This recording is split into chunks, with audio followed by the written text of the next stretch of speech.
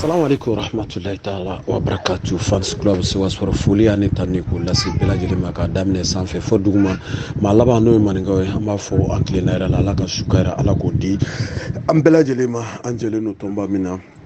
n'o ye Joliba Athletic Club de Bamako ye ala ka to yen ka ɲini fɛnw kɛ sɔrɔ fɛn ladala ko la ntɛnɛn o ntɛnɛn alamisa ka wele bila Joliba Athletic kɔrɔ ma donc ka se ka ɲininkali damadɔ olu tɛnku a la bisa an n'an balimakɛ Umar Traore Roubaix an n'ale bɛna ɲɔgɔn sɔrɔ n'a kulo b'ala nin waati in na an b'a fɔ a ka foli bila groupe membre la ɲininkali waati o sera sabula an fɛ yan Bamako faaba kɔnɔna na nɛgɛ kaɲa 20 o dana gosira maninkaw ka cɛkɔrɔba ale ka montre la fajigilakaw fɛ yan donc Umar Traore Roubaix n'a kulo b'an na an b'a fɔ ko ani ɲankuma fans club Siwaswara ale sanfɛ. Assalamu alaikum warahmatullahi wabarakatuh. Fans club mɔgɔw n ka foli b'aw ye. Ne de ye Umar Traore Roubaix. Sisan je suis à l'écoute. Umar Traore Roubaix an b'a fɔ i ni ɲankuma i ni balimakɛ Gawusu Sanusi la radio Sewa barakɛla don Jolibase o tɔn kanuba don ayiwa i bɛ groupe min sanfɛ k'i hakili jigi k'a fɔ groupe in a 99,9% a bɛɛ lajɛlen Joliba supporter a kunnafoni dila a n'a kanuba ayiwa laadalako la an bɛ wele bila bɛɛ lajɛlen ma Joliba Athletic kɔrɔ minnu ye sennadolanci kɛ minnu ye bololandolanci kɛ minnu yɛrɛ boli kɛ ka fara discipline tɔ bɛɛ lajɛlen kan ayiwa su in na wele o bilalen don ma ayiwa Umar Traore yɛrɛ ye jɔn ye i b'a fɔ laadalako la o ɲininkali bɛ kɛ bɛɛ lajɛlen la cogo min na Umar Traore jɔn ye a bangena min a sigilen bɛ min bi an bɛ donni minɛ ko bi ayiwa a furulen don wa den b'a bolo wa o y'an ka ɲininkali gale ka tɛnku la su in na i b'a fɔ o bɛ tɛnku maa nana kɛnɛ kan ka tɛmɛ. I ka ɲininkali diyara n ye Gawusu. Vraiment ne ye Umar Traore ne bangera le 12 novembre 1966 à Bamako. Mais actuellement, n sigilen bɛ Faransi, Paris. Awɔ. Den kelen bɛ n bolo, mais n ma muso furu fɔlɔ. Den kelen kɔni bɛ n bolo. Awɔ. Faamuyali sɔrɔ olu la donc an bɛ Paris ka bɛɛ lajɛlen fo kelen sabula den kelen min b'i bolo ala ka den balo ka tɔnɔ si k'o di ani ma ayiwa ɲininkali filanan ni an bɛ min tɛnku la su in na Umar Traore o ye jumɛn Umar Traore a dɔnna balontan de fɛ yala Umar Traore i nana balontan na cogo di i y'a daminɛ carré de kɔnɔ wa walima i y'a daminɛ discipline wɛrɛ de la ka yɛlɛma ka b'o la ka na kɛ ntolacila ye o y'an ka ɲininkali filanan ye ka tɛnku la su in na Umar Traore. Gawusu i ka ɲininkali o diyara n ye kosɛbɛ. Ne Umar Traore ne ye balontan daminɛ depuis an denmisɛnninnama ma carré kɔnɔ de. An ka génération tun ye Tom Makan ni Amadou Kourouma, Mamtou Sall, Youssouf Sila. N y'a faamu o yɛrɛ de tun y'an ka capitaine ye. Bon an ka équipe tun tɔgɔ ko Petit Brésilien, les 22 petits brésiliens. An y'a daminɛ carré kɔnɔna de la. Bon an tora carré kɔnɔ balontan de la. Ala ka hinɛ a la paix à son âme. Entraîneur fa ka entraîneur dɔ tun bɛ yen nɔ ko Zapa a tun bɛ Togola la donc o de an ye balontan na carré kɔnɔna la denmisɛnninnama ka taa n'an ye Joliba minimum na fa fɛ yen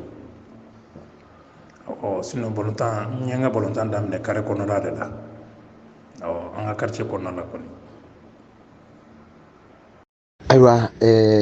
o faamuyana i y'a daminɛ kare kɔnɔ i b'a fɔ mali balontanna caman b'a daminɛ kare kɔnɔ cogo min na ayiwa quartier jumɛn na kɛrɛnkɛrɛn na i ye balontan daminɛ yanni ka taa joliba minimum na ani taara joliba minimum na o kɛra san jumɛn n'a y'a sɔrɔ i hakili b'a la i y'a fɔ Zafa n'ale fa ye tɔɲɔgɔn dege karamɔgɔ ala ka hinɛ na o de taara ni kadi la joliba la minimum na plutôt ayiwa i bɛ se ka hakili jigin o san na wa ani taara ndoracila damadɔ minnu sɔrɔ joliba la o san kama n'i bɛ se ka hakili jigin mɔgɔ damadɔ tɔgɔ la o la o y'an ka ɲininkali sabanan ye ka tɛnkuila Umar Tarawele.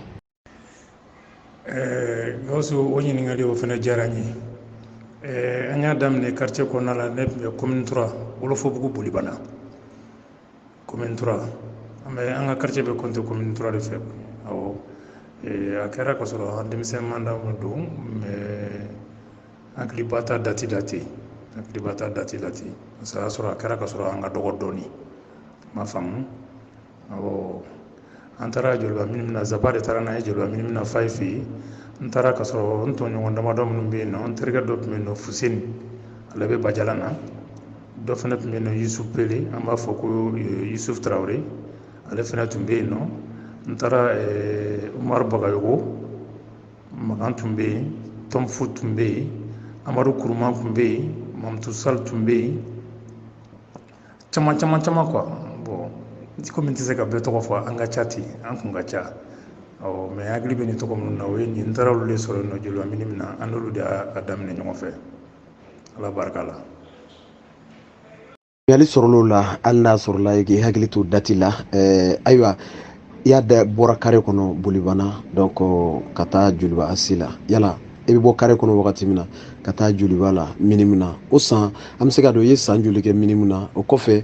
i taara junior la plutôt cadet la sabula n'i bɔra minimum na i bɛ taa cadet de la ka tila ka junior kɛ ka première la sɔrɔ ayiwa i t'o parcours dɔɔni ɲɛfɔ an ɲɛna k'a daminɛ minimum ka se première ma yala parcours kɛra cogo di de karamɔgɔ jumɛn i taar'o sɔrɔ yen Faye kɛrɛfɛ ni n'o ye baara kɛ yanni ka se cadet ale ni junior ma o y'an ka ɲininkali naaninan ye ka tɛnkuila su in na Umar Tarawele. Gawusu n'i ye ɲininka o fana la o fana diyara n ye kojugu o ɲininkali fana diyara n ye an y'a daminɛ minimum na i komi balontan na étape par étape de don m'a faamu a bɛ dépend mɔgɔw niveau bɛ ɲɔgɔn ɲɛ cogo min na ni entraîneur b'i layɛlɛ étape par étape de quoi i y'a faamu ok donc maintenant sisan ne taalen minimum na an ye san 1 san 2 ɲɔgɔn na kɛ joliba minimum na an ye san 2 kɛ joliba minimum na après san min dar'o kan san 3nan na Faye taara n'a ye junior la an ye san 2 fana kɛ junior la m'a faamu donc san 2 san 3 ɲɔgɔn na an y'o kɛ junior la quoi mɛnna junior la dɔɔni an ye junior championnat ballon fana tan i y'a faamu maintenant sisan an bɔra junior la an ka génération yɛrɛ n'i y'a jate yɛrɛ minɛ an ka génération y'a to junior de la directement parce que équipe nationale joliba espoir fana tun bɛ yen nɔ o entraîneur kun tɔgɔ ko Tiane an b'a wele ko grand arrière i y'a faamu maintenant sisan an tora junior de la an ka génération plupart yɛrɛ bɛɛ yɛlɛnna k'an to junior de la première la awɔ an ka génération bɛɛ yɛlɛnna k'an to première de la an ma espoir kɛ quoi joliba la an y'an to junior de la directement an ka génération yɛlɛnna étape par étape fo première awɔ. Faamuyali sɔrɔl'o la k'aw to junior la directement ka taa première ayiwa i da don a la sisan yala an bɛ se ka dɔn i ka minimum cadet ani junior parcours kɔnɔ i ye san hakɛ min k'o kɔnɔ yala Umar Tarawele bɛ aw ka génération kɛrɛnkɛrɛnna e yɛrɛ an bɛ se ka dɔn yala i ye coupe dɔ sɔrɔ o catégorie ninnu fɛ yan n'o ye championnat ale titre sabula waati catégorie inférieure olu ka championnat tun bɛ taa yala i hakili bɛ titre dɔ la i ye min sɔrɔ k'i to catégorie inférieure la joliba AC o kɔnɔna na wa. Gawusu i ka ɲininkali o fana diyara n ye k'an to minimum na an tun bɛ kɛ champion parce que n'i y'a jateminɛ wagati minimum kun man ca école de foot kun man ca Bamakɔ club bɛɛ la donc de ce fait an kun ka point fort yɛrɛ de ye quoi m'a faamu san o san an tun bɛ kɛ champion ye ka daminɛ minimum na an tun bɛ kɛ champion chaque fois ka na junior la an tun bɛ kɛ champion chaque fois ka na cadet fana la même chose an tun bɛ kɛ champion chaque fois awɔ je me rappelle bien an ka génération na parce que a wagati n'i y'a jateminɛ école de foot kun tɛ yen nɔ wagati ninnu na quoi donc joli b'a ka base yɛrɛ tun bɛ bɔ normalement an ka école de foot yɛrɛ de la o de tun ye joli b'a ka point fort yɛrɛ ye fɔlɔ awɔ. Kata la waati centre tuma ca joliba ale an bɛ se ka fɔ cogo min na ale tun ye berceau ye bɛɛ tun bɛ taa ɲɔgɔn sɔrɔ mais sisan centre kɔni a kɛra maribatigɛ fan bɛɛ lajɛlen fɛ ayiwa faamuyali sɔrɔl'o la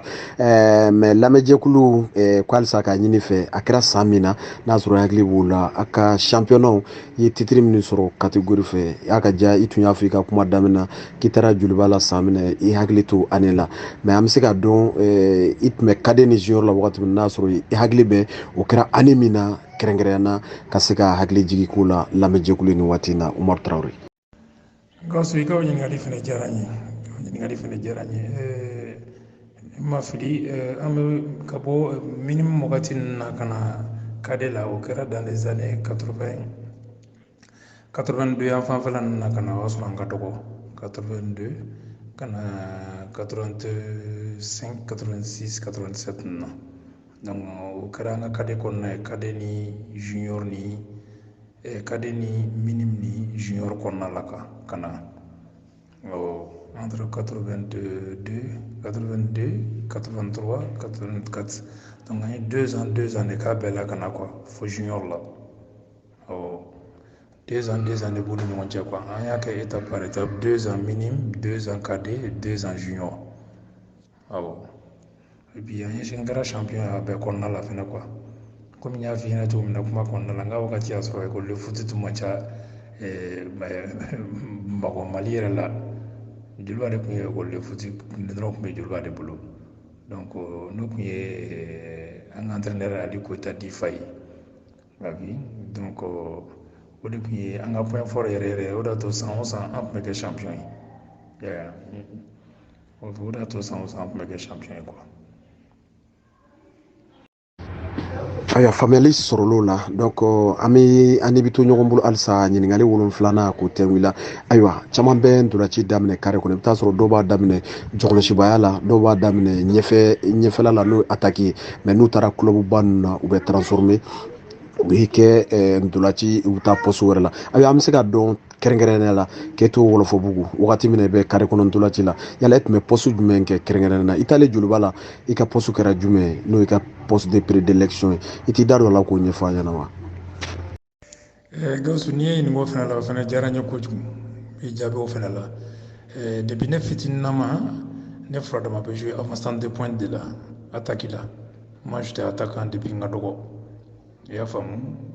ne tun ye attaquant de depuis n ka dɔgɔ bon ni n ko n ye attaquant ye parce que je jouais n b'a bɛɛ jouer côté droit côté gauche avant de pointe i m'a faamu bɔlɔntan na ne tun b'a bɛɛ de jouer bon ne bɛɛ tun b'a bɛɛ de jouer même an taalen joliba première fɛnɛ la n continuera n'o kelen de ye donc an yɛrɛ ne première la n ko tuguni je jouais comme avant-centre mais de temps en temps bɔlɔntan na komi bɔlɔntan na souvent aw bɛ ɲɔgɔn permettre quoi souvent dɔ bɛ jouer côté gauche la dɔ bɛ jouer côté droite la i m'a faamu dɔ bɛ jouer avant de pointe fɛnɛ la donc an bɛɛ tun bɛ jouer ten de quoi comme joliba la an Umaru tɔgɔ 3 de tun bɛ jouer ɲɔgɔn fɛ ɲɛfɛla la il y avait Umar Cissé il y avait Umar Bagayogo et Umar Traoré Roubaix donc an tun b'a bɔ ɲɔgɔn kɔrɔ quoi de temps en temps souvent dɔ bɛ taa côté gauche la tuma la dɔ bɛ taa côté droite la tuma la dɔ bɛ jouer avant de pointe la an yɛrɛ de tun b'o ɲɛnabɔ ni ɲɔgɔn cɛ terrain kɔnɔna la quoi mais j'ai été toujours avant de pointe n yɛlɛnna ni depuis minime depuis n ka dɔgɔ n bɛ bɔlɔntan ni avant de pointe parce que n bɛ bilo de kojugu donc o de tun ye avant centre y'a yɛrɛ diya n ye quoi donc j'avais un grand frère o yɛrɛ de ko n ma ko n ka kɛ avant de pointe ye ko ne bɛ sɔn ka ɲɛ o de la kosɛbɛ parce que n bɛ bi don kojugu quoi i y'a faamu voilà. Avant centre de pointe i y'a fɔ cogo min na Umaru tɔgɔ 3 ayiwa a waati joliba tun bɛ cilo caman don faamuyali sɔrɔl'o la Umar Traoré Roubaix ayiwa kuma kɔnɔna na i y'a fɔ Umaru Bagayogo Umar Cissé Umar Traoré ayiwa Roubaix nana cogo di yala i bɛ se k'i da don a la ko ɲɛfɔ an yɛrɛ an ka tɛmɛ ni ɲininkali tɔ ye Umar Traoré Roubaix nana cogo di Roubaix ye tɔgɔ sugu jumɛn ntolacila dɔ de tɔgɔ don wa walima jɔn de y'a da i la i tɛ mɔgɔ hakili jigin tɔgɔ in nana cogo di a sɔrɔla cogo di. Gawusu n'i ye ɲininka o fɛnɛ la o fɛnɛ diyara n ye kojugu n bɛ n'o fɛnɛ jaabi d'i ma Roubaix nana cogo min na, j'avais un cousin, il s'appelait Sori Sidibé. An tun b'a wele ko Jo. Ale de tun bɛ a kalan na Allemagne. N cousin de don. Ne lamɔna olu de kɛrɛfɛ mama ka grande famille la Tomukorobugu. Donc ale de tun bɛ Allemagne kalan na. Donc don dɔ la ale de nana vacances da, a taara an ka match dɔ lajɛ Stade Sport la. A donni ma, je me rappelle bien, ne ye bi dɔ de donni n kun ye, tête jeu de tête ye quoi. Donc match bannen an nana so, a ko ne ma ko cɛ ko dɔgɔ ko jɛ k'i bɛ se balontan na koyi, et puis k'i bi ɲumanba de donni i kunkolo ye. Bon, ko à partir d'aujourd'hui, il y a un joueur allemand qui s'appelle Horst Hrubesch. A tun bɛ jouer coupe du monde na allemand ka avant-centre de fana kun don, Horst Hrubesch. Allemand tɔgɔ de don, et puis allemand ka avant-centre de don. Donc ale de ye tɔgɔ in danna quoi. Donc Hrubesch a nana ten de. K'a fɔ Hrubesch a nana ten de quoi. N y'a faamu. N cousin in de y'a danna. Bon, n cousin in de ye Hrubesch danna. Hrubesch nacogo bɛɛ filɛ nin ye.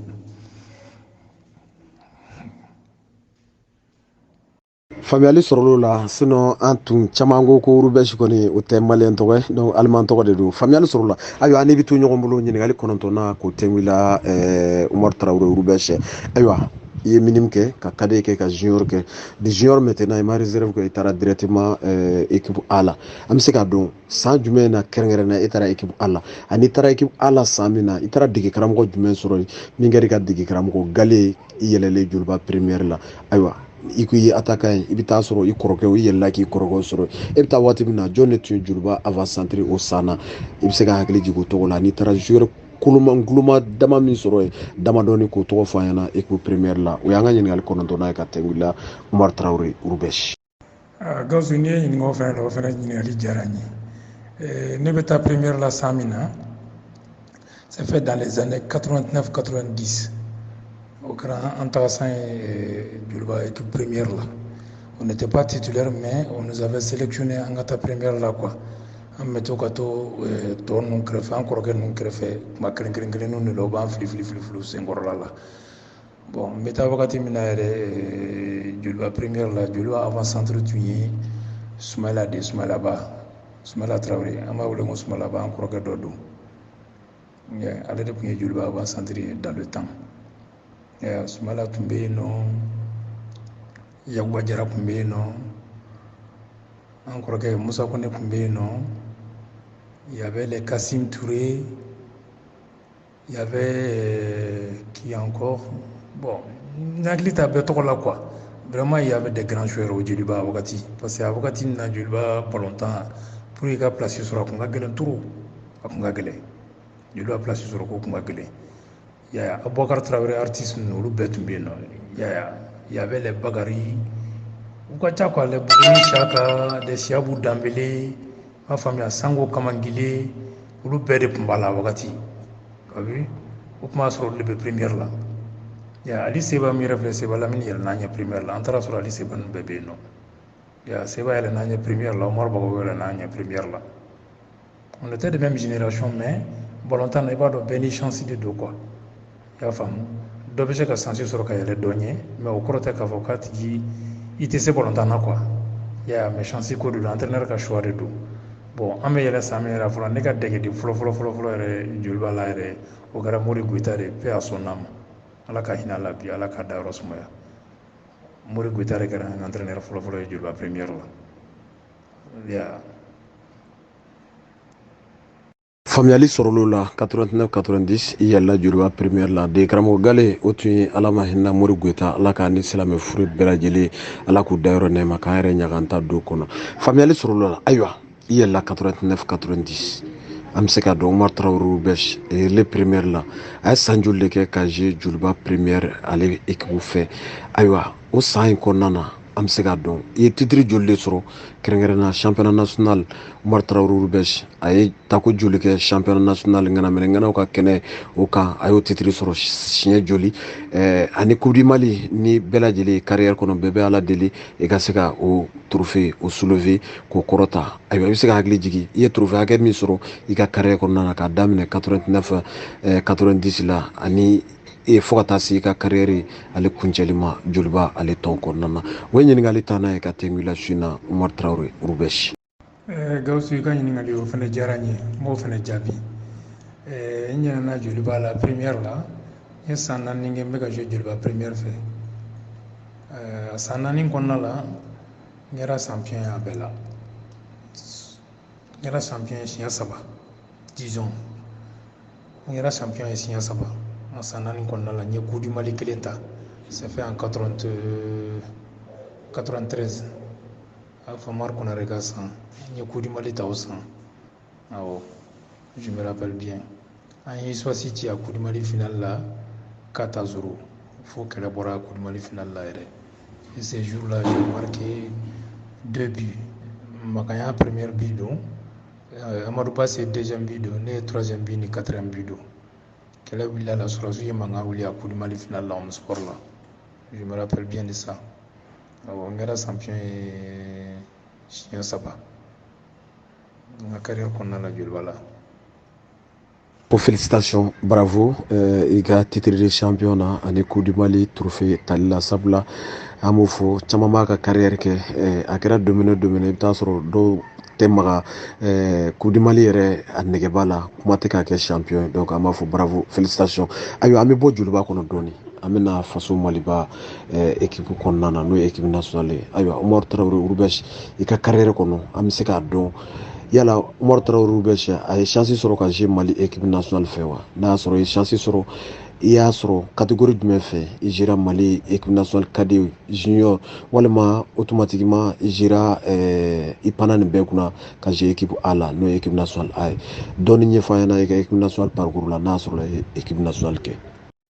Gawusu i ka o ɲininkali o fana diyara n ye n bɛna o fana jaabi. N ye équipe nationale junior kɛ, Ala m'a hinɛ la mes 2 entraîneurs avec Nani et puis Idrissa Maïga. L'équipe nationale junior Kolobolo, j'étais avec les Bengue, les amis, quand gardien de Penoko Zami, Zamina Maolengo Zamidini, Idrissa Keita, Antunga Chako, en génération Kungata, au couleur de la génération Nalingabo en Arabie Saoudite. Nani Mouli, l'équipe nationale junior la wakati, agno préparatif, agno Lubeke Nyon fait. Après, en Poro la Antara, Nani Bolion Kofé. Après, on a une équipe nationale espoir avec Djenta. C'était l'entraîneur de Soubé, Maoulengo Djenta, entraîneur Djenta. L'équipe nationale espoir qui a fait boulot. En 100, l'équipe nationale espoir a tourné à l'Égypte. Mais à la nana, d'ici Bolengo Ferré, on a travaillé sur la ré. Net me d'ici la ré, mais c'est un banana. Donc, de ce fait, moraliser là où c'est fait, moi c'est catapulé. C'est une série banane, c'est un fou, c'est catapulé. Mais je suis non, il y a internat qui fait un lycée de Balala. Mais on te catapulé quoi. Au savoir bien pour la blessure là quoi. Donc, l'autre ok. Au bec au fait un continu, marqué ta fin d'un envolé avec l'équipe nationale là. Il y a marqué ta fin avec l'équipe nationale qui. Donc, on a fait un parcours avec mes grands frères, quelques grands frères quoi. Avec Amadou Paté Diallo, Doukoutigi, et bon, ma génération d'offres Pumbala, Bengue Tumbala, et grand frère Farota Pumbala, Rubo Sidibé Bala, Suleiman Sangari, etc. quoi. On a écrit à Pétrola quoi. Il y a fameux avec qui encore? Je me rappelle plus. Il y a écrit à Pétrola quoi. C'est un nimbe national à Kenya fait avec Kapi aussi. Basala aussi faisait partie, le petit frère Basala Touré. Je me rappelle bien Basala Fenetumbala avec le Yatma Job. Oui. Nous national à nous Kabifi non. Nous avons voyagé na fait Beke Kabifi. Kabi national fait nya bebe café. Mais ma chance il est sur le jouer à match na quoi. Mais entre la match fin que Kofelan na national ga match Kofelan na jour la même a joué en match de la quoi. Ay mununge mako konna la. Ma chance sur le jour de là. Même combat avec national là. Je faisais partie du groupe. Il y a parcours Beke avec Kapi. Oui. yani kapi kana fɔlɔ yɛrɛ équipe nationale la weleli ko fɔlɔ ala ma hinɛ na an entraîneur yɛrɛ la n'a banna kɔsa in na paix à son âme Molobali Traoré. Donc Molo fɔlɔ yɛrɛ de wele équipe nationale in na au début. Donc on sɔrɔla k'a tɔ laban kapi fɛ ka notre premier match c'était contre le Maroc. Je me rappelle bien à éliminatoire yɛrɛ la. Donc o de bɔlen kɔfɛ an ma chance wɛrɛ sɔrɔ bilen ka kapi bɔlen kɔfɛ a la quoi. I y'a faamu. faamuyali sɔrɔ olu la sabula bɛɛ lajɛlen ni chance fana don équipe nationale ko la dɔw bɛ kɛ tɔgɔtigi ye club kɔnɔna na mais u tɛ chance sɔrɔ équipe nationale kɔnɔna na i b'a fɔ dɔw tɛ tɔgɔba sɔrɔ u ka tɔn kɔnɔ mais équipe nationale bɛ biri kosɛbɛ ayiwa an bɛ to équipe nationale kɔnɔna na i y'a fɔ i ye chance sɔrɔ ka présélectionner mais phase finale la i ma se ka chance sɔrɔ ani Bamakɔ match la ayiwa équipe nationale kɔnɔna na yala an bɛ se k'a dɔn Umar Traoré Rubɛsi a ye gɛlɛya sɔrɔ Mali équipe nationale kɔnɔna na wa n'a y'a sɔrɔ i ye gɛlɛya sɔrɔ i bɛ se k'i da don a la ka gɛlɛya dɔw fɔ an ɲɛna ani équipe nationale yɛrɛ kɔnɔ i ka parcours bɛɛ équipe nationale kɔnɔ que ça soit l'espoir équipe nationale A yala i ye nisɔndiya jumɛn sɔrɔ a kɔnɔ n'a bɛ f'o ma ko bon souvenir équipe nationale ale sigi kɔnɔna na i ka carrière bɛɛ lajɛlen o ɲininkali 12 ye ka tɛŋu la su in na Umar Traoré Rubɛsi. Bon Gawusu vraiment i ye ɲininko fɛnɛ na o fɛnɛ diyara n ye. Bon ne bɛ se k'a fɔ n ye n ka parcours bɛɛ kɛ équipe nationale kɔnɔna la ka ban vraiment ma fɛn sɔrɔ a la quoi. Aussi déception ba sɔrɔ a la quoi. Par contre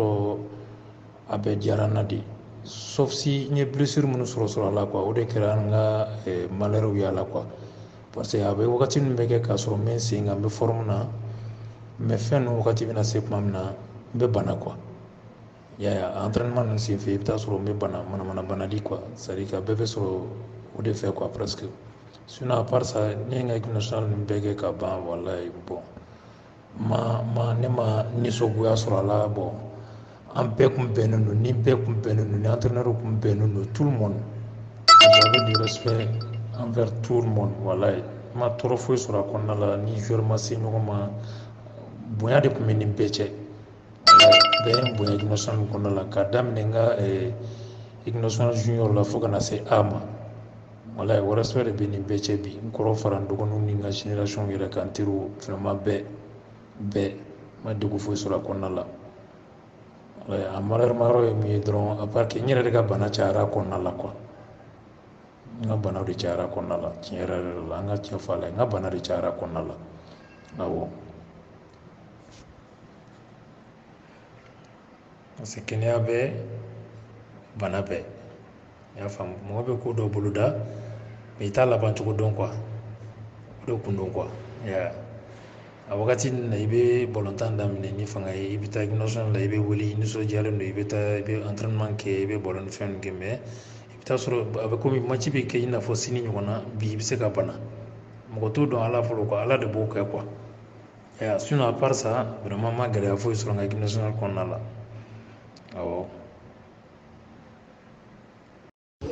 faamuyali sɔrɔlo la Umar Traoré Rubɛsi latigɛ masa o ye Ala subahana taala ye a ka d'ale cogo min na a b'a kɛ ten de ala tun b'a latigɛ a bɛ digi i la wagati mais n'i tun taara équipe nationale la fɛn tun bɛ sɔrɔ min tun ka jugu n'o ye donc fɛn bɛɛ lajɛlen farala ayiwa n'i bɛ to ɲɔgɔn fɛ halisa an bɛ bɔ équipe nationale kɔnɔ an bɛ segin ka na an ka tɔn sanumaba in kɔnɔ n'o ye Jolibasi ayiwa i ka carrière kɔnɔna na i y'a fɔ i ye championnat titre sɔrɔ siɲɛ 3 ka Coupe du Mali sɔrɔ siɲɛ 1 yala Umar Traoré Rubɛsi a ka carrière kɔnɔ a ye tɔn wɛrɛ kɛ Mali kɔnɔna na min ni Joliba tɛ kelen wa o y'an ka ɲininkali 13 ye ka tɛmɛ la. Gawusu i y'o kuma fɔ n ɲɛna o fana diyara n ye nin ko la o diyara n ye n bɛ nin jaabi o la Joliba kɔfɛ n ye tile damadɔ ni n kɛ Sobe la Sobe mɔgɔw nana n nɔfɛ ko n ka taa Ju fɛ o yɛrɛ sababuya o bɔra Daru de la Daru de y'a fɔ n ɲɛna ko grand frère ko i tɛna ye ka taa Ju an fɛ an ka ɲɛfɛla animé dɔɔni parce que u ka attaque ko n ka taa Ju fɛ pour que ka se k'u ka attaque dɛmɛ dɔɔni quoi donc o de la an taara Sobe la mais n ma tɛmɛ match 3 ɲɔgɔnna yɛrɛ kan Sobe la awɔ sinon n ye Sobe de kɛ o kɔfɛ mais n ma tɛmɛ match 3 kan Sobe la n y'a dabila n ye balontan dabila awɔ.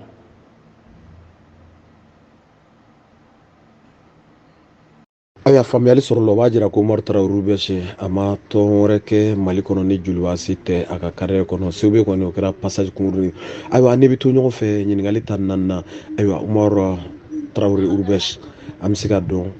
joliba kɔfɛ Sebe kɔfɛ match damadɔ yala Umaru Tarawele Urubɛsi a ye chance sɔrɔ ka taa gɛrɛsɛgɛ tenter jamana kɔ kan wa n'a sɔrɔla i ye gɛrɛsɛgɛ sɔrɔ ka t'i chance tenter jamana kɔ kan k'i dahirimɛ ɲini an bɛ se ka dɔn o kɛra jamana jumɛn na ani tɔn jumɛn na Umaru Tarawele Urubɛsi ɲininkali ta naani na ka tɛn wuli. Gawusu i ka ɲininkali o fana diyara n ye kosɛbɛ n b'o fana jaabi nin bɛɛ kɔfɛla la n ye garizigɛ sɔrɔ ka taa kɔfɛ professionnel la j'étais en Arabie Saoudite Oman n bɛ Oman n bɛ club min na Oman a club kun tɔgɔ ko Sur Club in na ne ni Musa Kone Ala ma hinɛ la paix à son âme ne ni Musa de tun bɛ équipe kelen na il y avait des joueurs aussi Makan fana tun bɛ yen Hassan, il y avait un joueur du Niana aussi qui s'appelait Issa Sangare au fana tun bɛ yen Habib Sangare fana tun bɛ yen nɔ Hassan Oman ça fait en 95 awɔ n ye professionnel kɛ n'o kɛ Oman ni Makan ni Musa ni Habib Sangare ani Issa Sangare an bɛɛ tun bɛ ɲɔgɔn kan yen n ka équipe club yɛrɛ tun tɔgɔ de ko Sur Club awɔ arabu jamana kan awɔ n y'o kɛ n bɔra n taara balontan kɔfɛ yɛrɛ de. I ye chance sɔrɔ ka taa Oman halisa n'i bɛ to ɲɔgɔn fɛ ɲininkali tan duuru la yala i ka o ka contrat in kɔnɔna na Umaru Tarawele Urubɛsi i ye nafa sɔrɔ a la wa sabula Mali balontan an bɛ se k'a fɔ cogo min na escalier de don walasa i bɛ se ka sanfɛla sɔrɔ yala i ye nafa sɔrɔ i ka contrat in na wa Umaru Tarawele Urubɛsi o ye ɲininkali tan duuru la ka tɛn wuli. Oui, Gawusu n bɛ jaabi o fana la o jaabi diyara n ye o ɲininkali diyara n ye kojugu je peux dire que n ye nafa sɔrɔ a la parce que a wagati balontan a tun ma nɔgɔn bɛɛ tun tɛ chance sɔrɔ ka bɔ ka taa contrat la bien vrai que wɔɔrɔba tun tɛ contrat la i n'a fɔ sisan taw bɛ cogo min na mais tiɲɛ yɛrɛ la n ye chance sɔrɔ a la et puis bon n ye nafa sɔrɔ a la yɛrɛ fɛnɛ i bɛ ti ni nafa bon moi n sera ka fɛn dɔ réaliser n y'a la n yɛrɛ y'a la contrat kɔnɔna la qui m'a plu olu diyara n ye yɛrɛ fɛnɛ quoi vraiment n ye nafa sɔrɔ a la ni somɔgɔw ye nafa sɔrɔ a la vraiment awɔ je peux dire que n ye nafa sɔrɔ a la parce que a wagati a tun tɛ bɛɛ tun tɛ se ka bɔ ka taa contrat la wagati quoi a b'a faamuya komi n y'a f'i ɲɛna cogo min na diɲɛlatigɛ yɛrɛ ye garizigɛ de ye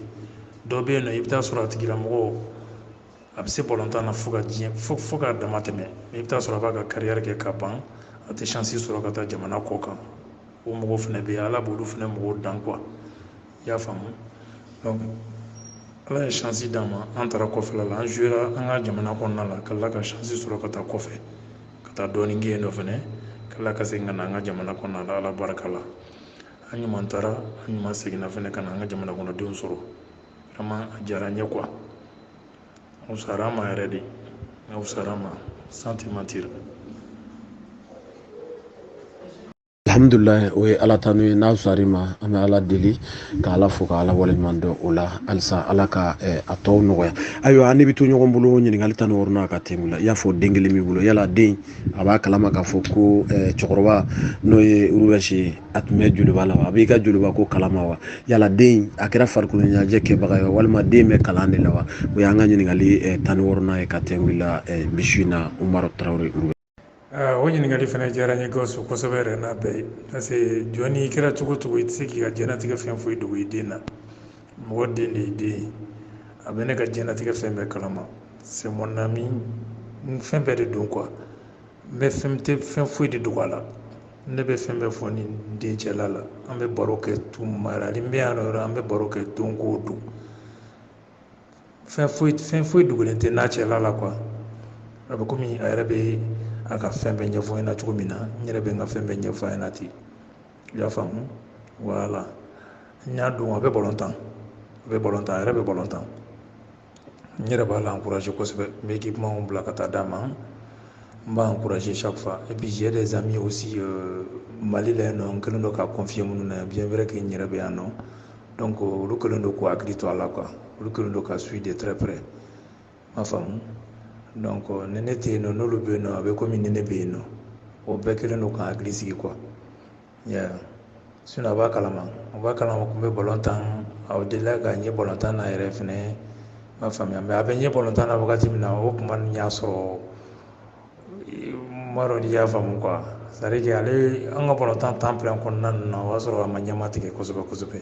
mais an ye balontan minnu na olu kɛra n tilalen balontan kɔfɛ de an bɛ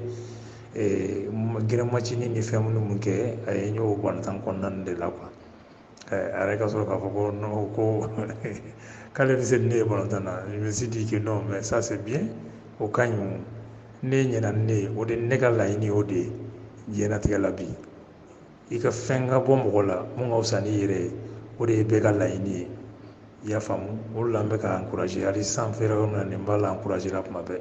jusqu'à ce que a ka se ka balontan awɔ parce que a ka fɛn bɛɛ bɛnnen don balontan de ma balontan de ka di nin ye donc je me suis dit que donc ni balontan de ka di y a pas de problème ne b'i dɛmɛ o la ala k'an dɛmɛ dɔrɔn vraiment sinon a bɛ n ka fɛn bɛɛ kalama walayi an bɛ fɛn bɛɛ fɔ ɲɔgɔn ye ne ni n den kɔni walayi Gawusu a b'a kalama i y'a fɔ cogo min na a tɛ tɛmɛ o kan bɛɛ ka aladeli ye fɛn ka bɔ la min ka fisa ni ayiwa diɲɛ sabu ye i ko k'a bɛ balontan na a bɛ mali la an bɛ se k'a dɔn a bɛ tɔn jumɛn na yala a bɛ kɔrɔbalenw ka niveau la ou bien a bɛ denmisɛnninw ka catégorie inférieure de la nin waati in na n'a y'a sɔrɔ la an bɛ se k'o dɔn yanni an ka tɛmɛ ni ɲininkali to ye en même temps i bɛ faransi nin wagati in na yala balontan de y'i se faransi wa walima i taara kanali jumɛn de fɛ faransi nin waati in na i bɛ dege karamɔgɔya de la wa an bɛ se k'a dɔn sira jumɛn se faransi ani i bɛ baara jumɛn na faransi n'a y'a sɔrɔ balontan kanali de don donc ka se ka o ɲininkali o kɛ ɲininkali 17 k'o tɛnku i la su in na. Gawusu i ka o ɲininkali fɛnɛ diyara n ye n'a bɛɛ o diyara n ye a bɛ taa kalifa n terikɛ dɔ ma a bɛ denmisɛnninw de fɛ kade a bɛ ka jouer la cadeau de fɛ awɔ a bɛ jouer la cadeau de fɛ Mali la yen nɔ kɔni n y'a kalifa n terikɛ dɔ de la o de bɛ ka entraîner yen nɔ donc contact bɛ ne yɛrɛ n'o cɛ quoi à tout moment ni min bɛ yen nɔ o b'o ɲɛfɔ ne ɲɛna quoi o tɛmɛnen kɔ ka bɔ yen nɔ ne yɛrɛ bɛ faransi yan balontan ma ne lase faransi yan nɔ n kɔrɔkɛ bɛ faransi yan nɔ n dɔgɔmuso fana bɛ faransi yan nɔ olu bɛɛ bɛ yan nɔ a bɛ san 20 ni kɔ bɔ n kɔrɔkɛ yɛrɛ de nana ni ye faransi yan nɔ n mana balontan sira fɛ wa n tɛ entraîneur kalan yɛrɛ fana la yan nɔ awɔ n nana n bɛ n kɔrɔkɛ de fɛ yan nɔ olu de nana ni ye yan nɔ faransi donc n kɔrɔkɛ de ko fɔ n ka na faransi yan nɔ ni n sigilen ka to n tɛ balontan na bilen donc n ka na faransi ale yɛrɛ kɛrɛfɛ yan nɔ an ka ɲɔgɔn dɛmɛ donc o de n bila faransi o de na se faransi yan nɔ awɔ sinon balontan kanali tɛ n mana balontan kanali la awɔ sinon petini a bɛ yen nɔ n kɛlen don k'a confier mɔgɔw la a bɛ jouer yen équipe kade fɛ u b'a équipe in tɔgɔ fɔ LC Ba komi ne tɛ équipe in dɔn ten kosɛbɛ ten a b'o kade de la awɔ komi balontan ye jalon ko de ye étape par étape de don an bɛ dugawu de don sa ala ka tɔ ɲɛ ka d'a ma ala k'a tɛmɛ ne yɛrɛ la sa ne yɛrɛ b'o de ɲɛɲini na bɛɛ k'an dɛmɛ ni dugawu ye sɔnna an bɛ dugawu kɛ ala ko ten k'an k'ale wele a b'an jaabi su ani tile donc n'an ma sɛgɛn ale weleli la ale tɛ sɛgɛn an jaabili la an bɛ dugawu dɔn kɛ ala ka gɛrɛsɛgɛ ɲuman ala k'o di an denkɛ ma fa ma se yɔrɔ min na a ka tɛmɛ yen kan a ka jouer le grand Barça walima le grand Real Madrid walima le grand Liverpool Red Devils et Neve a ka se ka jouer olu kɔnɔna na o se bɛ ala k'o nɔgɔya ayiwa an n'invité ɲɔgɔn fɛ Umaru Tarawele Rubɛsi ayiwa balontan kalan yala Umaru Tarawele Rubɛsi balontan in kɔnɔna na a ye chance sɔrɔ ka kalan kɛ wa a ye diplôme sɔrɔ wa sabula i ko k'i sigilen bɛ faransi nin waati na yala i ye kalan kɛ ka se fɔ sanfɛ lakɔliso la ka se ka diplôme sɔrɔ i ka carrière kɔnɔna na sabula caman tɛ balontan ni kalan caman t'a don ɲɔgɔn na dɔw b'u concentré balontan kan mais dɔw b'a fila bɛɛ lajɛlen don ɲɔgɔn na ɲininkali 18 n'a kɔnɔ yala i sera ka kalan kɛ ka diplôme sɔrɔ wa o ye an ka ɲininkali 18 n'a ka tɛnku i la Gawusu i ka ɲininkali o fana diyara n ye i ka ɲininkali diyara n ye pour te dire que ne ka balontan kɔnɔna la n tun bɛ ka kalan ni balontan kɛ ka daminɛ junior la kana joliba minimum kadi ñoo beke mega bolontan mega kalanken fe parce que nere nga école beke boursu ko na lantene mso fi no vers kita donc après nana bamako mega kalani fe ni mun nana vacances de la meta bolontan vacances bana on be continuer katanga école la ya famu donc nana to de la maintenant ka kadi keti ka junior keti ni minimum ni kadi ni beketi mina se junior ma wakati mina mbora niveau defu ni defu soro sam yere o san o benani anga yere ni yere jolba première de la anga junior génération o benani anga yere ni jolba première la ya fam donc de pokara voyage ni fon na cha maro yere ba arabo kalama donc voyage ni les sont tan ni faire nous bon abe bendoma ate bendoma parce que ça dépend du programme quoi ma famille ma fo ko mo tise ka kalange ka balontan o be kɛ o caman ba den de bɛ yen nɔ mais ne ta de n bɛ k'a fɔ ne ta de la quoi a ne ta de ma bɛn a ye ne ka kalanco sira la ala ko tiɲɛ balontan ye ne ka kalanco sira la parce que a nana diya ne ye ka se degré dɔ ma je me suis dit qu'il faut que n ka imposer équipe la donc o de tora ne kun na donc jusqu'à ce que n ka kalan ni balontan a ma se ka taa bilen sinon n ye defu sɔrɔ defu diplôme dɔrɔn de bɛ n bolo awɔ defu diplôme dɔrɔn de bɛ n bolo ma taa école ba la mais n ye defu sɔrɔ mais n kelen ka defu sɔrɔ de maintenant o bɛnna ni n ka balontan yiriwacogo ye an yɛrɛ wagati ye première la donc directement ni kalan ma se ka taa bilen quoi awɔ o de don ni kalan ma se ka taa bilen sinon defu diplôme bɛ n bolo awɔ o bɛ n bolo. faamuyali sɔrɔla la defu diplôme o ye dɔ ye bibi in na ayiwa an bɛ taa ɲɛfɛ ɲininkali tan ni kɔnɔntɔnna a ka tɛngu la ayiwa nin bɛɛ lajɛlen tɛmɛnen kɔfɛ i ye turufu sɔrɔ joliba la i taara waatinin kɛ club olympique de Bamako la ka sɔrɔ ka taa jamana kɔfɛ ayiwa Umaru Tarawele Rubɛsi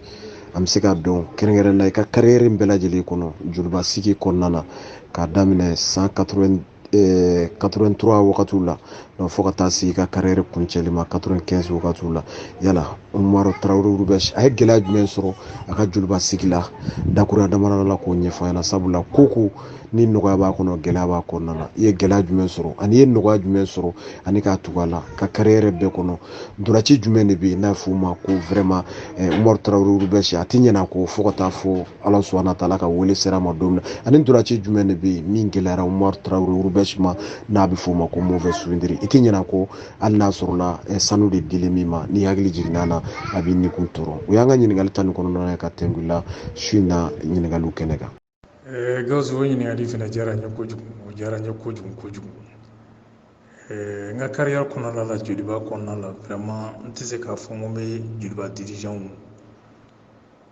wali juguya quoi n t'a dɔn bamanankan ka gɛlɛn ma dɔɔni n t'a dɔn n bɛna mun fɔ quoi joliba supporter fara dama ne ye n ka carrière daminɛ joliba la fo ka taa n bɔ don min na fo bi joliba supporter ka dɔgɔya ma deli ka se n ma mɔgɔ ka gɛlɛya ma deli ka se ne ma vraiment n b'u joliba supporter n ka dirigeant n b'u bɛɛ fo k'u waleɲuman dɔn ka daminɛ président na Karonga Keita fo ka n'a bila bɛɛ la dugumala fɛ même les supporters du joliba mɔgɔ kelen ka dɔgɔya ma deli ka se ne ma u bɛɛ ye n bonya fo ka dama tɛmɛ fo ka ne yɛrɛ maloya club kɔnɔna la walahi ne kun kɔrɔtalen bɛ don joliba terrain kɔnɔ bi n kun kɔrɔtalen bɛ bɔ ni mɔgɔ ka bonya ma se ma mɔgɔ si ka dɔgɔya ma tɛ se ma n b'o bonya fɔ k'o waleɲuman dɔn hali sini n b'o fɔ n tɛ ɲinɛ o kɔ n bɛ joliba supporters fo bi n b'u fo sini ka joliba dirigeant fo bi k'u fo sini u ye mun kɛ n ye ala ka sara u bɛɛ ye diɲɛlatigɛ de don quoi parce que diɲɛlatigɛ ko o ko n'i bɛ don a la i tɛ fo du respect n'i y'i yɛrɛ bonya diɲɛ ko o ko la mɔgɔw b'i bonya o ko la o de bɛ ne ni dirigeant ni supporters ni ɲɔgɔn cɛla la i y'a faamu mɔgɔ si ka dɔgɔyama ma deli ka se n ma depuis n ye donna joliba la depuis minimum fo ka na se n ye balontan dabila don min na joliba carrière kɔnɔna la n ka carrière kɔnɔna la walahi n b'u fo k'u waleɲuman dɔn n tɛ se ka kɛ jugu ye joliba ma dɛ ani joliba tɔ tora sucette de an bɛ joliba ko la fo ka taa fɔ ko min kɛra wa an bɛ joliba suit de pas à pas an bɛ joliba suit de près fɛn o fɛn bɛ joliba ko la n'an se n'an ŋaniya ye min ye ka kɛ joliba ko la an b'o kɛ n'ala ni kira sɔnna ma ala ka sini kɛnɛya d'an ma dɔrɔn o tɛmɛnen kɔ ka bɔ yen nɔ joli b'a la souvenir kelen min bɛ yen nɔ n'o kɛra an ka souvenir ba yɛrɛ yɛrɛ n'o diyara n ye balontan yɛrɛ kɔnɔna na joli b'a la o souvenir 2 ye donni na an bɛ Coupe du Mali finale ta contre Issoise vraiment o don kɛra an ka sewa don ye parce que c'était ma première coupe du Mali au Joliba o diyara n ye kojugu fo ka dama tɛmɛ diɲɛ bɛ wuli o tɛ bɔ n kɔnɔ o ye n ka souvenir fɔlɔ Joliba la souvenir filanan o kɛra ani SR ka match dɔ kɛra super coupe finale an ye SR ci 2-1 n terikɛ Makan ye premier bi don ne yɛrɛ Rubɛsi y'a dafa deuxième bi la don kɛlɛ bɔra Omusport la ne ka bi don ne yɛrɛ de kɔfɛ kɛlɛ wulila a super coupe finale la a donni ma je me rappelle bien les bébés mɔgɔ de b'an kana i y'a faamu o ye n ka souvenir 2 ye bon souvenir kelen min bɛ yen nɔ fɛnɛ n'o tɛ bɔ n kɔnɔ yɛrɛ fo ka taa fɔ ko min kɛra commune dɔ y'a éliminé Coupe du Mali finale la san min na o san Gawusu ne tun bɛ yɔrɔ o yɔrɔ n t'a dɔn je ne revenais pas ce jour là tellement que an tun b'an sen kan an tun bɛ forme na ni tun y'a fɔ an ye ko commune de bɛ ne éliminé ka bɔ a Coupe du Mali la ne tun b'a f'i ye n ko nkalon don parce que tellement que a wagati an ka saison kun ɲɛna an bolo championnat ɲɛna an bolo fo ka na se Coupe du Mali ma i y'a faamu on taara jusqu'à 120 mais à 100 commune de y'a éliminé a don ça a joué sur moi a joué an kan wa a tɛ bɔ n kɔnɔ fɛnɛ hali sini ni n b'a baro kɛ n b'a kuma kelen fɔ hali sini o de kɛra n ka mauvais souvenir yɛrɛ joli b'a la mun tɛ bɔ n kɔnɔ yɛrɛ wallahi vraiment de passage n bɛ joliba dirigeant bɛɛ fo n bɛ joliba supporter bɛɛ lajɛlen fo wallahi sinon à part ça ça va ni n ka carrière daminɛ joliba la fo ka n'a bila bi la n ma basi sɔrɔ joliba ko la fo bi an bɛ don min na ko bi respect ni o bonya kelen de bɛ joliba supporter dirigeant o respect de bɛ ne ni bɛɛ cɛ bi mɔgɔ kelen tɛ yen nɔ mun bɛ se k'a fɔ ko Rubɛsi ka carrière kɔnɔna la k'a delilen bɛ ka n dɔgɔya ou bien ko ka n dalaminɛ non mɔgɔ ɲɛɲinina tɛ dusu n'i y'o faamuya dɔrɔn i ka diɲɛlatigɛ bɛ nɔgɔya diɲɛ koron dɔrɔn de an bɛ n'o kɛ ɲɔgɔn bolo an bɛ taa mɔgɔ tɛ disi gosi ko ne de ye nin ye mɔgɔ t'a fɔ ko ne de ye nin ye an si tɛ foyi ye ala de bɛ se ko la vraiment n b'o foli barika da joliba dirigeant bɛɛ lajɛlen joliba tɔn club mɔgɔw bɛɛ lajɛlen n bɛ bɛɛ fo ka bɛɛ waleɲuman dɔn mun kulo bɛ na mun kulo tɛ na wallahi n ka foli bɛ bɛɛ lajɛlen ye mɔgɔw ka bonya k'a bɛ sɔrɔ i yɛrɛ kɛwale ani ka baarakɛ bolo la wa i y'a fɔ cogo min na diɲɛ tɛ foyi an bɛ passage kunkurunin dɔrɔn de la dugukolo in sanfɛ ɲɛnɛmaya o kɔnɔna na ayiwa faamuyali sɔrɔla nin na an ka bi baro a bɛ ka se a kuncɛyɔrɔ la Umaru Tarawele Rubɛsi ayiwa i y'a fɔ joliba i tɛ k'a ma fitiriwale ayiwa aw minnu kɛra joliba ndolacilaw ye aw minnu joliba kɛra sababu ye ka aw tɔgɔ bɔ caman tununa dɔw mana balontan dabila ka ban i t'u kibaruya kalama bilen joliba kɛra sababu ye ka aw minnu tɔgɔ bɔ yala caman ɲinɛnen don tɔn in kɔ tɔn ninnu n b'a fɔ n ka kuma na mɔgɔ si ta tɛ dɔ bɛ bi président fɔlɔ o tun ye ala ma hinɛna Cɛba Kulubali la ale bɔra tout petit nana ala ka hinɛ o fana na ninnu si tɛ bi Karunga Keyita ne yɛrɛ kelen denkɛ maninkakɛ ale fana nana san 20 kɔ ayiwa ale kɔni ale y'a bila Cani Ɲamile ale bɛ bi maa wɛrɛ fana min fɔ kɔ joliba kɛra sababu ye ka aw minnu lanse an y'a ye k'a fɔ caman mana ndolaci dabila ka ban o bɛ ɲinɛ tɔn in kɔ yala aw ka wulikajɔ bɛna kɛ mun ye aw ka dɛmɛ bɛna kɛ mun ye nafoloko ta fan fɛ walima ka projet ɲini ka na min bɛ se ka tɔn in a yakubaya halisa o y'an ka ɲininkali muganna ye ka tɛnkuila su in na yala an ka ɲininkali labanw olu tɛnkuila k'an kɔ kɛ nakɔ koloni yala aw ka wulikajɔ bɛna kɛ jumɛn minnu bɛ kɔfɛ kɛrɛnkɛrɛnna joliba ye tɔgɔ di minnu ma don n'a nataw la ka se ka tɔn in dɛmɛ financièrement walima ka se ka laɲini kɛ ka projet ɲini tɔn in a bɛ se ka yakubaya cogo min na o ye mun ye partenariat Europe kɔnɔna na tɔn in a bɛ se ka yakubaya cogo min na o y'an ka ɲininkali muganna ye ka tɛnkuila su in na Umaru Tarawele Rubɛsi Yakuba o ɲininkali o fana ɲininkali diyara n ye kojugu Gawusu wallahi o diyara n ye trop komi i y'a fɔ cogo min na anw bɛ yan nɔ an n'an ŋaniya de sigilen bɛ yan nɔ tɔn in kɛra cogo cogo an se ye min ye an b'o kɛ joliba tɔn na komi n b'a f'i ɲɛna cogo min na kuma kɔnɔna la sini kɛnɛya de ka gɛlɛn raison pour laquelle an ye groupe in sigi o an ma groupe in sigi gansan na c'est pour que bɛn ka na tɔn in kɔnɔna la an ka jɛ ka fara ɲɔgɔn kan kuma bɛɛ mana fɔ kama fɛn caman préparé don tɔn in kɔnɔna la an bɛna min kɛ projet da dalen don bolo dalen don an bɛna projet minnu kɛ n'Ala ni kira sɔnna ma don n'a nataw a tɛ dogo mɔgɔ la maliyɛn bɛɛ bɛna ye raison pour laquelle an farala ɲɔgɔn kan ka tɔn in sigi yan nɔ dɔ bɛ Mali fɛnɛ la an bɛ jɛ ka olu maliyɛnw bɛ réunion kɛ cogo min na olu bɛ compte rendu k'an ye an bɛ mun kɛ yan nɔ an fɛnɛ bɛ compte rendu k'u ye nous sommes tous en contact an bɛɛ bɛ ɲɔgɔn bolo i ye n ka kuma faamu donc cela ne veut pas dire k'a fɔ ko an ɲinɛnen don an ka tɔn kɔ an bɛ yan nɔ an ma ɲinɛ tɔn in kɔ dɛ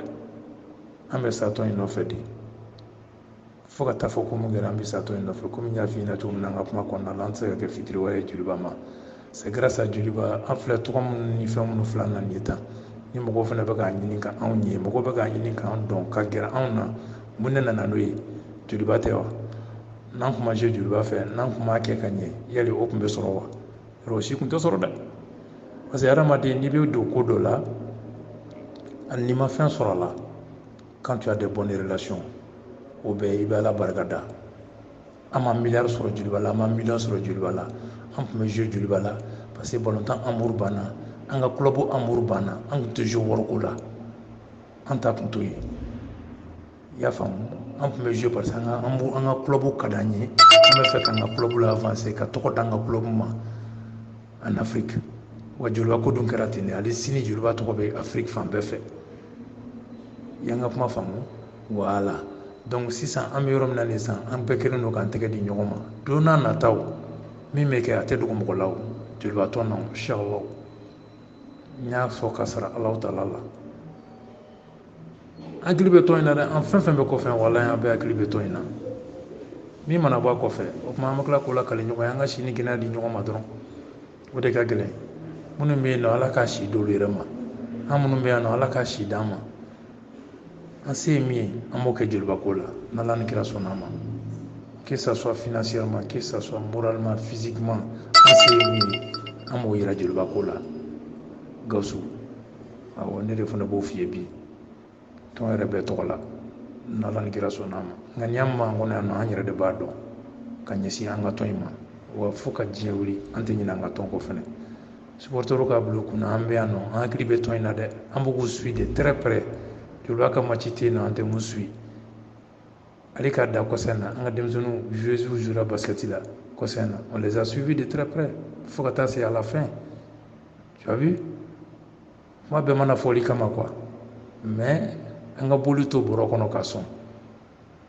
Ala k'a si jɔ k'an ba kɔnɔ n bɛ se ka min fɔ kɔni o ye nin de ye quoi an bɛ ɲɔgɔn bolo inshallah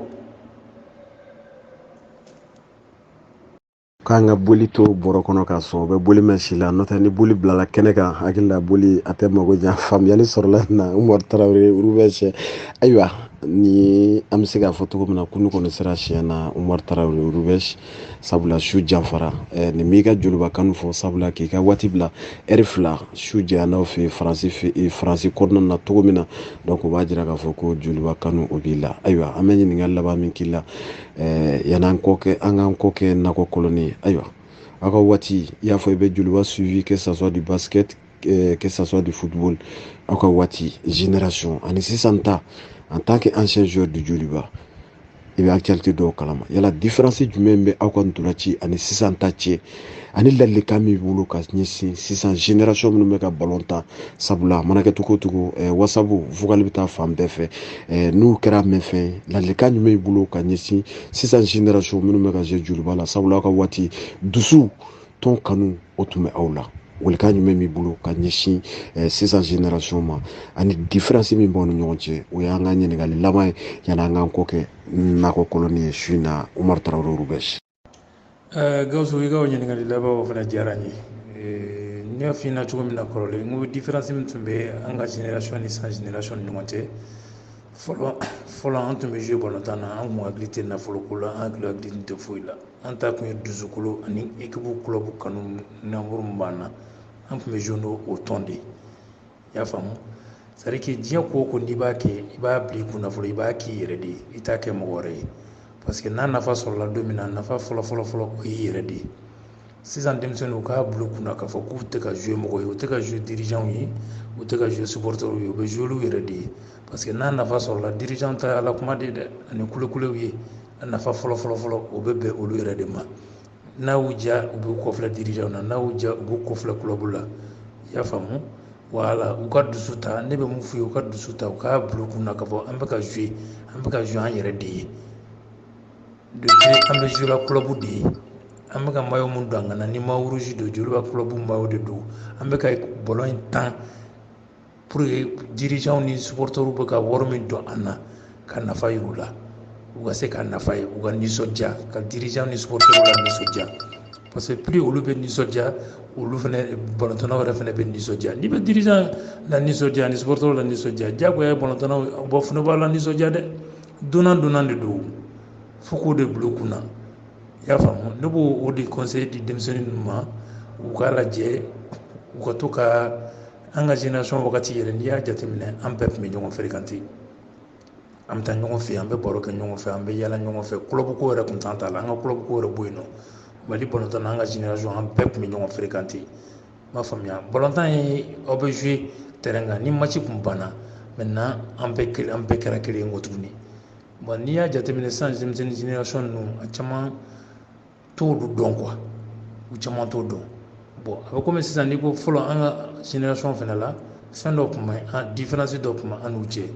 An fɛ yen na an tun bɛ wuli an bɛ entraînement individuel k'an yɛrɛ ye, sɔgɔmadafɛla la ka wuli sɔgɔmada joona fɛ ka taa entraînement individuel kɛ, wuladafɛla la i bɛ t'i ka entraînement kɛ wuladafɛ terrain na. N'i nana nkɔ tuguni ka bɔ terrain na nkɔ tuguni i bɛ tila k'i dogo sufɛ ka crampon bɔ k'a bila ka training don ka t'i yɛrɛ ba fɛ nkɔ tuguni ka entraînement individuel wɛrɛ kɛ. O ye min ye diɲɛlatigɛ fɛn o fɛn aw bɛ ɲɔgɔn suɲɛ de o. A bɛ komi hali classe kɔnɔna la première ni deuxième ou bien premier ni deuxième aw bɛ ɲɔgɔn suɲɛ de, diɲɛ fɛn bɛɛ ye suɲɛli de. Bon fo denmisɛnninw k'o de bila u kunna comme quoi u tɛ ka ballon in tan mɔgɔ ye, u bɛ k'a tan u yɛrɛ de, i y'a faamu. Voilà conseil min bɛ ne bolo k'a d'u ma sans génération o de denmisɛnninw ye, u k'a lase denmisɛnninw ye comme quoi u ka ballon tan ni dusukolo, u ka ballon ta u kana tan i b'a fɔ ko u bɛ ka tan supporter ou bien u bɛ ka taa dirigeant u bɛ ka tan u yɛrɛ de ye dɛ. Voilà conseil min bɛ ne bolo k'a d'u ma o de ye nin ye quoi, vraiment u ka jouer u yɛrɛ ye o de ka ɲi, u ka dusu ta u ka ballon tan. Merci, conseil min bɛ ne bolo k'a fɔ Gawusu o ye nin ye, voilà. Faamuyali sɔrɔla nin na hakili la sans génération u na tali kɛ i ka kuma in na. Ayiwa Umaru Tarawele Rubɛsɛ an bɛ foli k'i ka ɲininka laban min k'i la ka foli da o kan o ye fans club Sewa Sport ale groupe n y'a fɔ cogo min na kuma daminɛ na ka se ka wulikajɔ kɛ, ale ka wulikajɔ sanga ni waati joliba maa ye ni di joliba ma san tɛmɛnen ka se ka u bɔ k'u da fiɲɛ na. Génération kura minnu bɛ yen sisan supporter kunda ni minnu tɛ aw dɔn, minnu m'aw ye balontan na basketiw la boliw la u ka se k'aw dɔn cogo min na. Yala don n'a nataw la n'an ka wele sera Umaru Tarawele Rubɛsi ma ko yala ko a bɛ laadu di ka na ɲininkali ninnu jaabi fans club Sewa Sport sanfɛ, sabula heure fila k'i sigi k'i ka ci bɛɛ dabila ka ɲininkaliw jaabi a ma nɔgɔn. Ko yala i b'o layidu ta wa? Ayiwa ka sigi tuguni k'a da kuma kan ka foli ani ta ni fans club Sewa Sport bɛɛ lajɛlen tɔgɔ la ko ɲɛsin ma i y'i ka waati bila ka ɲininkali ninnu jaabi bi su in na. A diyara n ye, a bonyana ma, donc an b'i fo k'i waleɲuman dɔn ka don kɛ. Ala ka tunga sigi, ala ka ja aw bɛɛ lajɛlen la n'an balima silamɛ fɛn o fɛn bɛ tunga na nin waati in na. Ayiwa ka don kɛ an ka tɔnba ye fana ye, an jɛlen don tɔnba min na n'o ye Julibase. Ala ka tɔn in ala ka yakuba ye halisa, ala ka hakili ɲuman ala k'o di an bɛɛ lajɛlen ma, bɛɛ ani kelenya k'o ɲini masaba in fɛ, a ka bɛn ni kelenya a ko n'an ka tɔn in kɔnɔ an ka kɛ kɔnɔkuru kelen ka wuli ɲɔgɔn fɛ. Hakilina wɛrɛ minnu bɛ minnu na bɛɛ k'o bila tɔn in ka ɲɛtaga an k'o bila priorité la, an m'o ɲini ala fɛ, ala k'o hakili ɲuman ala k'o da an bɛɛ lajɛlen ma. Ayiwa nin tun ye ni balimakɛ Gawusu Sanusi Sila Julibase kɔnɔna na ale ni radio Sewa kumaso o kɔnɔna na. An b'i fo k'i waleɲuman dɔn, ala ka su kayira ala k'o di an bɛɛ lajɛlen ma. Salamu aleykum warahmatulahi taala wa barakatu. Gawusu no diyara n ye, walayi nin interview diyara n ye, vraiment diyara n ye, ni ko k'a ma diya n ye n ye kalon tigɛ komi i y'a kuma fɔ cogo min na yɛrɛ. Nin bɛ kɛ sababu ye an ka mɔgɔ minnu bɛ yen nɔ n'an n'u tɛ se ka ɲɔgɔn sɔrɔ u ma s'u na kumakan mɛn. Nin bɛɛ ye dɔ ye tɔn kɔnɔna la, nin bɛɛ ye tɔn diya de, ka fɔ nin bɛɛ ye tɔn diya de. N'an tun b'a kɛ ka ɲɛ aw tɛ s'an ma k'an ɲininka. An ka foli belebeleba aw yɛrɛ ye, ala k'aw bolo mɛn aw ka baara la, ala k'aw nafalan bɔ a la. joliba tɔn in vraiment hali bi ala ka tɔn in jidi, ala ka tɔn in jidi, ala ka kisi a fitinɛ ma, hali bi ala ka tɔgɔ d'a ma, hali bi ala ka dusu don denmisɛnnin ninnu kɔnɔ, vraiment hali bi ala ka tɔn jarabi d'u la. An bɛ dugawu de don Alahu Taala ye. Ne yɛrɛ kɔni filɛ yɔrɔ min na nin ye, n'a ye ne wele tout moment Gawusu, à tout moment n'importe quelle heure Gawusu ne bɛ tɔn in, ne bɛ wele n b'a jaabi, ne de filɛ k'o f'i ɲɛna bi. N'a ye n wele à tout moment je suis prêt à vous répondre parce que tɔnko de don. An bɛ sa joliba nɔfɛ de, n'a tɔ tora susɛti kelen de ye, an b'o don ka balontan n'o ye. I y'a ma faamu b'a la. An b'aw yɛrɛ de fo vraiment, aw kan ka fo folibaw yɛrɛ ye. Sinon ni temps kelen ko 2 heures de temps sigi ni fɛn dɔ, o tɛ foyi ye, o bɛɛ ye kanu de, o bɛɛ ye kanu de. Ne kelen b'a baro kɛ, mun ne yɛrɛ de jɛra ka baro kɛ, yɔrɔ kɔni foli belebeleba kan ka da i yɛrɛ fɛnɛ ye dɛ. Vraiment n b'i yɛrɛ fo k'i waleɲuman dɔn, i fo k'i waleɲuman dɔn, ala k'an to ɲɔgɔn ye, ala k'an to ɲɔgɔn ye, ala k'an minɛ ko bɛɛ lajɛlen nɔgɔya. Vraiment nin diyara n ye, i bɛ n ka foli lase malien supporter, malien dirigeant bɛɛ lajɛlen, ko n bɛ malien den bɛɛ lajɛlen fo, k'an yɛrɛ bɛ yan nɔ ko baasi foyi t'an na, ala kana baasi k'u yɛrɛ la, n'an bɛ ɲɔgɔn ye diɲɛ don o don ko ala ka kɛ hɛrɛ ye, ala ka kɛ hɛrɛ ye. Vraiment courage aux jolibis, courage aux jeunes, vraiment a ka jɛ a ka fara an kan, an bɛɛ ka jɛ ka tɔn in yiriwa, tɔn in ka se ka sira sɔrɔ, tɔn in ka se ka sanga sɔrɔ, o de ka d'an bɛɛ ye, an bɛɛ ka kunna wolo k'o yɛrɛ la, inchallah an bɛ sanga sɔrɔ fɛnɛ n'ala ni kira sɔnna ma don n'a nataw. Vraiment merci Gawusu, i n'i ka jama, ko n b'aw bɛɛ lajɛlen fo, aw ni ce, aw yɛrɛ ni ce aw n'a ka baara la, vraiment merci. N'aw mago jɔra n na à tout moment, je suis libre, je suis à votre portée, kana jɔrɔ o la yɛrɛ, on est ensemble, merci.